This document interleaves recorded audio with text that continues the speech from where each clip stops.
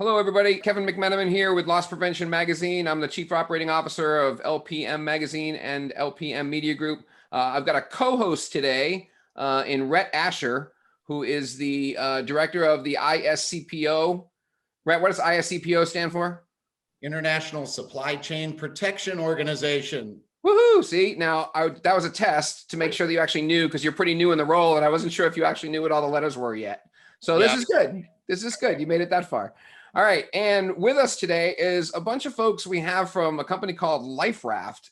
And this is kind of a different concept of a podcast for us, because normally I would be like, oh, here's who we're with today, and here's who we're talking to. And I'm going to do any of that today because I'm going to let them introduce themselves, because I don't really know them. Which is not a bad thing, right? But I don't really know them because we've hardly met. And the whole idea of this whole concept, this series that we're doing with LPM Podcast, is to get to know some of these up and coming companies and the folks who run them or are involved with them, and ask them the question, so what do you do? And that's what we're going to do today. Rhett and I are just like we're at a trade show, or in Rhett's case, at a trade show bar. And we're here talking to the folks at LifeRaft, and we're just going to walk up and say, hey, so what do you do? So ladies, I'll let you introduce yourselves. Tell us a little bit about who you are and what your role is, and let's talk about what you do. For sure. So thanks for having us, Rhett and Kevin. I'm Melissa Cooper, our Manager of Marketing and Communications here at LifeRaft. I'm Catherine Neal, Senior Solutions Executive here at LifeRaft. I'm Mary Jane Leslie, or MJ, and I am the Chief Growth Officer at LifeRaft, which is a fancy name for taking care of all of the client-facing and revenue-facing operations, and then a whole bunch of other items that no one else wanted to do. That is my job. So Chief Cook and Bottle Washer. And I understand Dog Walker too, right? Because don't we have another? Are they there? He's sleeping. Oh, okay. Actually, I think he said walk. Oh, here he is. There we go. Our Chief Sniffing Officer, our CSO, George. Yes, Chief Sniffing Officer. So that you just scored like massive points with me already. I love bringing my dog to work, and I've got 4 of them. So next time I'm up your way, because you guys are what, Nova Scotia? We are, yes. Yeah. So we'll have to bring the dogs up there, and we'll have a little doggy party. So tell us about what you do up there in Nova Scotia, and what is it exactly that LifeRaft can help folks with? Yeah, so we are a technology company, as you said, out of Halifax, Nova Scotia, on the east coast of Canada. And we provide a security intelligence platform to some of the biggest brands in the world. It's really to help them with their physical security programs, some of cyber teams as well, but really leveraging the wealth of information that is available on social media, alternative social media sites, deep web, dark web, aggregating that content and then filtering it and investigating it to make sure that when there is a credible threat to your organization, you can investigate and validate that information kind of in one central location. Excellent. So give me an example of the types of things that you guys are looking for. So it depends on the organization. The kind of common anecdote I really like that people remember often is typically at a major sports event, there's always somebody that wants to streak. That streaker wants a little bit of attention right off the bat. So usually they'll post on social media, if I get 10 retweets, I'll run on the field or something like that.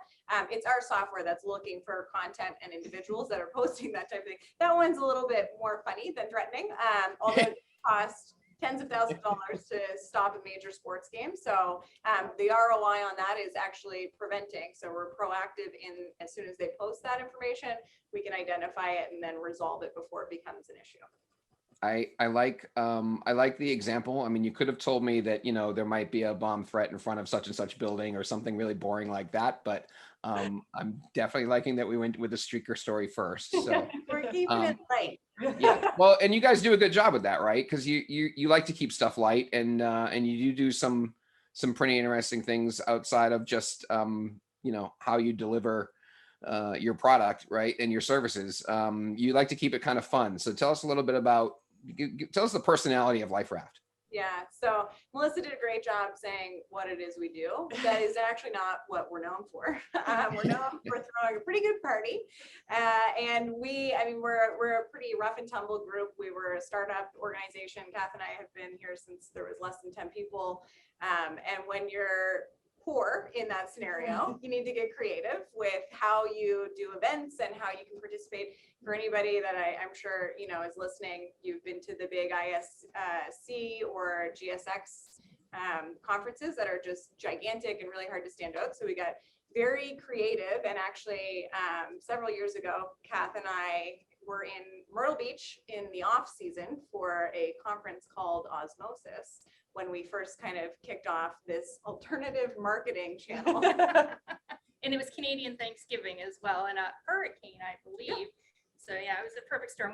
We do like to keep it light. It's pretty serious stuff we were dealing with and pretty heavy. So, the big personality of LifeRaft is definitely to make sure our customers understand that we understand what they want, but keeping it light and airy at the same time. We all know what we're doing. And I did want to also thank you three for joining the ISCPO. We mentioned earlier the affiliation there, and LifeRaft has been a new and great partner for the ISCPO, and we're looking forward to an awesome year of doing some fun things. And I thought it might be important before we get too far into this or at the end to, connect you guys to what the supply chain folks out there are looking for as it relates to what you all do. So things like, I'm assuming things you can uncover through social media postings are things like blocking of roadways if there's going to be a protest, or if there's going to be some sort of looting events, or things that are posted there where people are gathering online to talk about what they're going to do. So can you mention anything like that as far as, routes or road blockages or things that you've seen in the past? Yeah. So we call it situational awareness, so that everybody is on their game. But obviously, for context for listeners as well, our customer base is broad by industry. So we work with a lot of pharmaceuticals, a lot of oil and gas, a lot of technology companies, people that are doing and have very different supply chain issues that we're already providing some coverage of that to begin with. One of the larger companies that we work for they were actually going to IPO. So their supply chain in that instance was actually their executive was on a road show to do some meetings. And we really needed to make sure that there was coverage on any disruption, whether planned or unplanned. I don't think I need to tell everybody in New York City, there's an unplanned road disruption frequently. So giving context into that and actually giving them real-time alerting so that they can make very important decisions for duty of care of that executive was a game changer for them, and was the beginning of a very long kind of customer engagement process that wasn't just with global security, but that opened up kind of the out of the box thinking of where else could we apply this type of technology and this type of use case, and supply chain is exactly one of them. Yeah, that's great. That's great. And hey, I heard a rumor, as Kevin did, something about lobsters. So can you talk a little bit about maybe the supply chain as it relates to lobsters coming in from Canada? Yeah, That was a direct supply chain to Chicago. Yeah, that was by way of shipping it in the cargo of an airplane when we were on our way to Global Security Exchange, so GSX.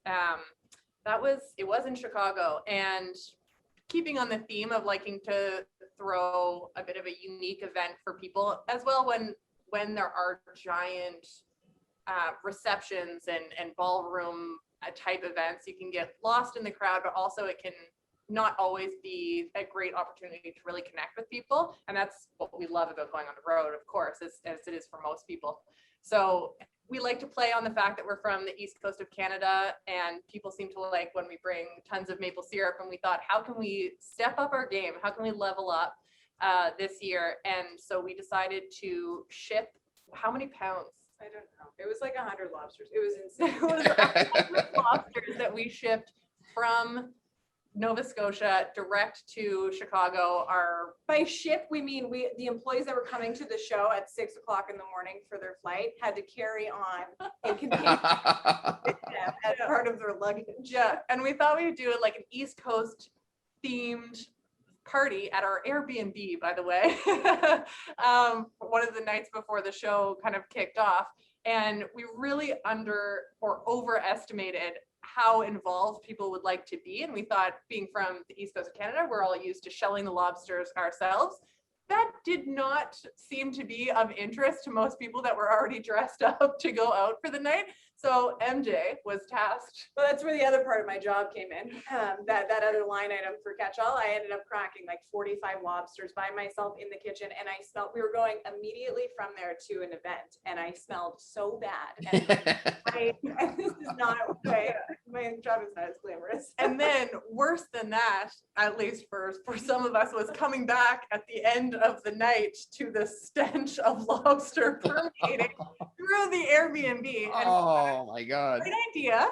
Execution was there. We could have worked on the execution, but 3 of our American friends had lobster for the first time during that event, which was very successful. And four people did give a very good college try at cracking a lobster, which, if nothing else, was satisfying for me on an entertainment level. Yeah. I didn't get invited to that one due to supply chain management, actually, where they say that employees had to carry lobster. I'm cursed in supply chain. Oh, that's We right. went to our RSA in San Francisco. MJ is great at packing. We kind of have a new rule here at LifeRaft. If it doesn't fit in a backpack, it's not going with you on the plane. I might have put the nail in the coffin on that one. I took a suitcase, grabbed some extra stuff for the booth. My suitcase arrived never in San Francisco with no suitcase, and it actually arrived back here in Halifax before I did. So supply chain wise, it is good to know that Kathy is not the reliable source in this and should not be taking part in something as important as lobsters to a party. Yeah, we had a lot of trips every day. That was the other just terrible part about that, and why we've sworn ourselves to backpack life, because every day we had the hope that her luggage was going to arrive, and every day we ended up at Target getting another outfit for Kath to wear. So everyone's like, wow, you've got fresh new clothes for this conference. She's like, yes, it was intentional, thank you. Yeah, I'm here all week. Yeah. It's very true. On the upside to all that too is that I don't know if there's really anybody listening that can't relate to that. Especially if you're road warriors like most of us are, right? We've all had that lost bag and that midnight run to try to find.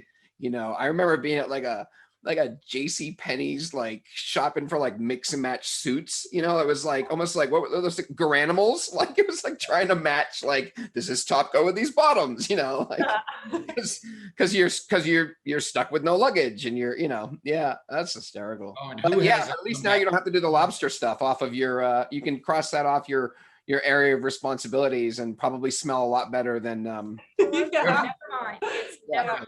That's I was okay. going to say, who hasn't come back to their room late at night smelling lobster, right? Yeah. Well, so listen, so the whole idea of this whole like series that we're doing is because people are listening probably going, are all they going to talk about is all this like fun stuff and they're just laughing and having a good time?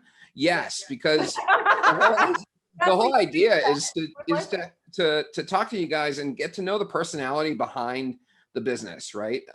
You got a super product, and plus these stories, what they do is they demonstrate how you think outside the box, right? If you can do that in everyday life, then imagine what you do in the business side of things. And you guys are thinking outside. We want to do something creative. We want to do something innovative. We don't want to do what everyone else is doing. We want to do it somewhere other than anyone else is doing it. And at the end of the day, there's a need and we're filling it. So I think that's, that seems to kind of sum things up with you guys too, right? You are thinking outside the box, even the way you looked at how you deliver this stuff for supply chain. And I love the idea of a product like that, not just being used for like planning purposes, but being able to be used like in real time, right? So to go back into the business side just a little bit, tell us a little bit more about, the general applications, and then let's talk about how people get a hold of you guys and where they find out more about you and how they get a demo and things like that. Yeah, so general applications I can cover, and then maybe you guys can jump in because I'll inevitably forget some. the beauty of the platform and kind of our approach to it, much like our approach to the social aspect of business, is we want to make it as flexible as possible, but be as kind of supportive and comprehensive also. And to do that, we basically configure and walk through with clients on what is your business challenge? And usually we translate it into quote unquote use case. So what is your use cases? What is keeping you up at night? And then we can teach them how to apply that use case to the platform so that we can make sure we're covering their bases. So typically those use cases would include things like executive protection, situational awareness, that could be anything from event management, so monitoring for those streakers, or an ongoing situation like the IPO, or like your Debbie Downer opener on the bomb situation. That is a very common occurrence, and kind of live active shooter situations. That's all what we consider kind of situational awareness, and the platform is very useful in that. But things like asset protection, so on the energy sector specifically, that becomes really, really relevant, especially in today's world, for data breaches. So that's where the deep and dark mystery web comes in, because that ties into lots of different applications like executive protection. You can't have your executives' information being leaked out on those places on the internet, but also just for tech companies, data breaches is a dangerous thing, and having people kind of leak information from a insider threat aspect is something that we specialize in, as is workplace violence. Retail and loss prevention, definitely a separate use case that looks at a number of different pieces depending on what that is. So being able to look into various classifieds, whether that's local, looking at Facebook Marketplace, looking at all the different lists to see if there are certain numbers or certain products being sold. Yeah, you think we're creative. Some of these criminals on how to steal stuff is absolutely wild. Yes. Oh, yeah. Ongoing fashion. So that's super important. Due diligence, whether that's, employee due diligence or vendor due diligence. So we're assisting along those lines with supply chain too, as some people call that, is the due diligence part as well. Yeah, definitely into also, it may be an unknown issue that you're monitoring for. So if you're looking for mentions of your company online with things that could be damaging to your brand, as an example, or it could be quite targeted. You could be very laser focused on identifying if someone has an issue with an executive or with some of your employees or whatever that may be. And then there's both the proactive and the reactive. To your point earlier, you can get ahead of these things and have as much intelligence at your fingertips so that you can make better decisions faster, or you can, from a retroactive perspective, look and say, okay, now that we know that these are threats against our organization, how can we get the most information to help us in the future, or how can we stay on top of these things? Yeah, I love that one. That was an out of the box concept from a client that I hadn't considered. Is they wanted to reenact an event that they, went through and experienced, and felt that there was a lot of lessons to be learned on how they could do it differently in the future. So they wanted to understand what that footprint is, what they should be looking for in those situations that we don't know when and where they're going to happen, so that they could react better, get a better handle on how they gather that intelligence and make the most sense of that data. And I think that that's a very interesting use case as well. Yeah, a big thing for us. Oh, sorry, Brett, go ahead. That's okay. I was going to say, but you guys are also looking at various new and different social media sites, right? I mean, so you're not just monitoring the traditional LinkedIn and Facebook and Instagram. You're looking at a whole host of other online platforms too, right? It was a good interruption. I was actually going to say one of our key words here is pivot, which what we help our clients do as well, is being able to pivot into the newer, where people are moving. So very quickly, social media and online changes, every day, and we want to make sure we're on top of that, and then we assist our clients in getting that move. So a big word here is definitely pivot, being able to pivot quickly. Yeah, pivot, and that's been, I think that's been the biggest thing in the last probably 8 to 12 months. Is there has been quite a bit of migration from traditional social media sites. So people are leaving Twitter and going to some of these alternative sites that no one really knows what they are or how they operate. So a big part of our job and what we try to do, not just for customers, but for the industry, is just educate, for us to understand and then educate how these channels work, how you can harness the intel on what the challenges with them are going to be and how it's different than a Twitter or what we would call a heavily regulated social media channel, because it is a bit of the wild, wild west on the internet for some of these platforms, and just understanding that and knowing the limitations going into it saves you a heck of a lot of time that you might spend otherwise trying to figure out or get a hold of something that just doesn't exist. Yeah, that's and one of the things we're really excited about working with Rhett and the team at ISCPO, we've started to do these tech insights, which kind of to circle back to how people can learn a little bit more. We're partnering with the ISCPO to put together some really tactical reports for people to understand so gab.ai, what is that? Why is it relevant to my security team? What threat intelligence am I going to be able to pull for and from this? So we're really excited about that, because it's a way for people to access information and education without kind of feeling like they're lost in the weeds as things continue to evolve and emerge over the next few months. Yeah. We're really appreciative at the ISCPO for that partnership, and looking forward to all those fun, creative things that we can do together to build awareness and drive your brand throughout our industry. And love this opportunity because I tell people all the time, people do business with people they like and trust. And this series is a great way to kind of humanize people and really let people get to know you personally, and then also understand how that connects to the way you act professionally and how you can help organizations. So I'm super thankful for you guys as a partner and as new friends, and really looking forward to some of the fun things we can do together as we move forward. I smell a joint party. Smell it being the party happening in the future. Nose clips. I want to apologize in advance for anybody who walks up to you at the next trade show and goes, "Oh yeah, the lobster people. Yeah. Smelly. Yeah. You guys smell good today." Yeah. Hopefully that'll be a pleasant surprise for people. Yeah. Cool. All right, guys. So let's throw in your website. How do we get? I mean, can I get a demo? How do I get a hold of you guys? Where do I go? What do I do? Absolutely. So if you head to LifeRaftInc.com, we've got a big old request a demo button right in the top right corner, and you can reach out to us there. We've got a contact form, and always definitely join us on LinkedIn. We're producing content every week on there that people can follow along with, or reach out to either Kevin or Rhett, because you guys have our contact information, and we're happy to coordinate with people individually as well. And the ISCPO website. Instagram for our pets too. So you can follow us on We Instagram. do have Office Dogs of LifeRaft as an account on Instagram if you would love to see this beautiful boy in in a creative way. Oh, that's awesome.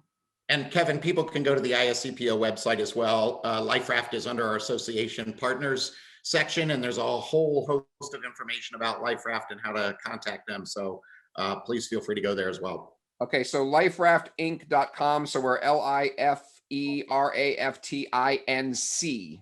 That's Crushed it. Yes, nailed it. I crushed that one. Yeah. I don't have to do a second take for that. That's awesome. And then ISCPO.org. That one's easier. Too many letters. All right. Any parting words? Yeah, Kevin, this is an awesome opportunity. We've been really excited about it since kind of chatting with you guys. It's been fantastic. So thanks so much for having us on the show. Yeah, absolutely. We'll see you guys in person hopefully in 2021. Yes, we're looking forward to that a lot. Rhett, thank you very much. And thanks for the introduction, in helping to bring these guys in, because this has been a really fun conversation. And I think a lot of people will benefit not only from the things that you guys do, but just from, from the couple of conversations I've had with you. It's been just awesome. So I'm looking forward to meeting you guys live and in person. And I'm looking forward to making sure that other people get to meet you as well. So Give us a sniff. Pass the sniff test. All right, guys. Hey, so again, Kevin McMenamin, Loss Prevention Magazine, LPM Media Group. This has been So What Do You Do? And you guys actually did a great job telling us what you do, and we appreciate it. And everybody stay safe, and we'll talk to you next time. Cheers. Take care, guys. Thank you.